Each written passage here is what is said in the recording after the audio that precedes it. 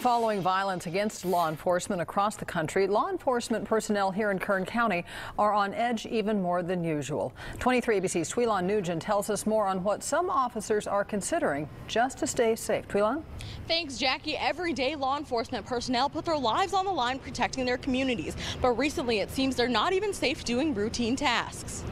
You have a uniform on and you're driving a black and white, in our case, a black and white police car, you are a target. 2 officer homicides in 2 weeks seem to mark a scary trend, one that has law enforcement on edge. I had my hand on my gun ready to draw it if I needed to until we engaged in conversation. President of the Kern Law Enforcement Association describes his own encounter just yesterday, which he says echoes how some of his fellow officers are feeling.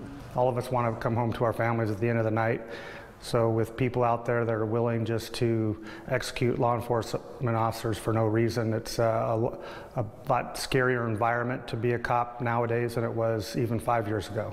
Despite recent shootings across the country, the Bakersfield Police Department says the threat is always present and not much has changed in their day-to-day process. Pretty much business as usual, but we're always, as a police officer, you don't have the luxury of, and even more so now I would say, you don't have that luxury of letting your guard down even for a short time.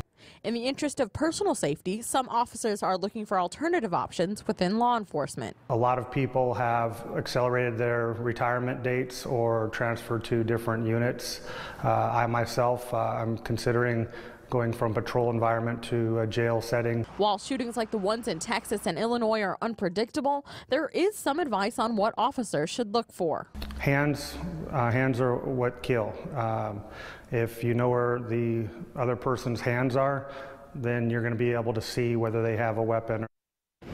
President of the Kern Law Enforcement Association tells me that in a perfect world, officers would patrol in teams of 2, but current budget and staffing restrictions don't allow for that. Instead, officers should just remain on high alert. Live in downtown Bakersfield, Twilon Nugent, 23 ABC.